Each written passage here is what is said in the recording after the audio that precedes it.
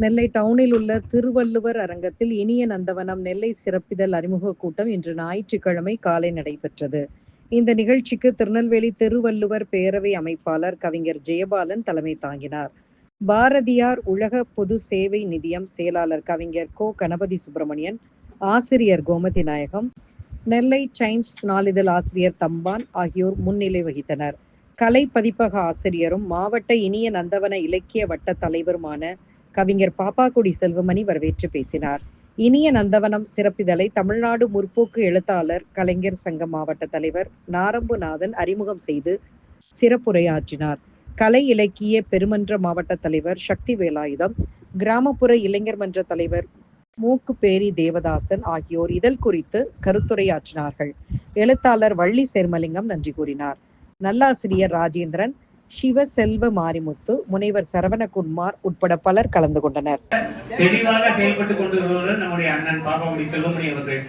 அவருடைய அட்டைப்படத்தை சுமந்து இனிய நந்தவனம் மக்கள் மேம்பாட்டு இதழ் வந்துள்ளது ரொம்ப ஆக சிறப்பாக இருந்தது.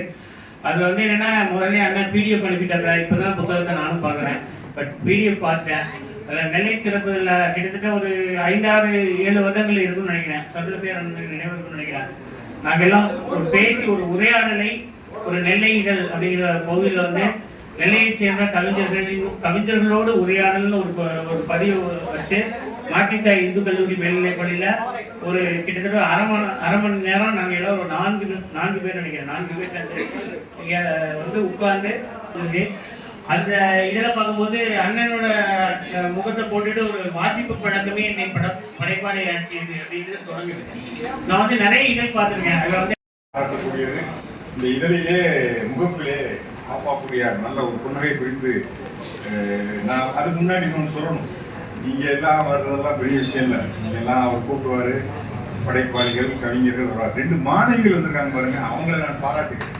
அது ரொம்ப முக்கியம். இப்போ அவர் ரிட்டையர்ட் ஆகிட்டார். ரிட்டையர்ட் ஆன பிறகு கூட தன்னுடைய ஆசிரியருக்கு ஒரு புத்தகம், அவர் சார்ந்த ஒரு புத்தகம் வெளியிடுத்தார். அவர் நிச்சயம் அவங்களுக்கு பரிசெல்லாம் கொடுத்துருக்க மாட்டார். அவங்களா தன்னிச்சையாக வந்திருக்காங்க. அவர்களை நான் பாராட்டுகிறேன். அடுத்த தலைமுறை என்பது அதுதான். நம்ம வர்றது வேற, அது வேற விஷயம். அப்போ அவருடைய அந்த புன்னகைக்கூடிய அவரை பற்றி சரி, நமக்கு தான் பாப்பாக்குடியாரை பற்றி தெரியுமே. அவர் என்னத்தை பெருசாக பேசுவாருன்னு சில பேர் ஸ்கிப் பண்ணிட்டு கூட போகிறதுக்கு வாய்ப்பு இருக்கு. நான் உட்காந்து ஃபுல்லாக படித்தேன். நான் இணையத்தில் படித்த புத்தகத்தை நான் இங்கே தான் பார்த்தேன். அவர் மருத்துவக் கல்லூரியிலே பணிபுரிந்தாருங்கிறது எனக்கு தெரியும். ஆனால் இங்கேருந்து வேலை கிடைக்காம சென்னையில் போய் திரைப்பட விநியோகஸ்தர் படப்பெட்டி இருக்கிற இடத்துல எல்லாம் வேலை பார்த்துருக்காரு. அதை படித்த பொழுதுதான் எனக்கு ஆச்சரியமா இருந்தது. இது வரைக்கும் அவர் நம்மகிட்ட சொல்லவே இல்லையே.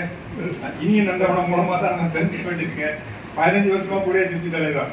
ஆனால் திரைப்பட விநியோகஸ்தருடைய அந்த கம்பெனி பாயா இருந்திருக்காரு. பாய சினிமாவில் ஒரு சினிமா தேட்டரோட வந்திருக்காரு. சினிமா கோட்டையிலேயே மேனேஜராக உங்களுக்குலாம் தெரிஞ்சிருக்கு, எனக்கு தெரியல. சென்னையில் அதற்கு பிறகு ஒரேடியா பாய கெட்டு போவான்னு சொல்லி தூத்துக்குடியில சம்பந்தமே இல்லாம தூத்துக்குடி பள்ளியிலே வகுப்பு எடுத்திருக்கிறார்.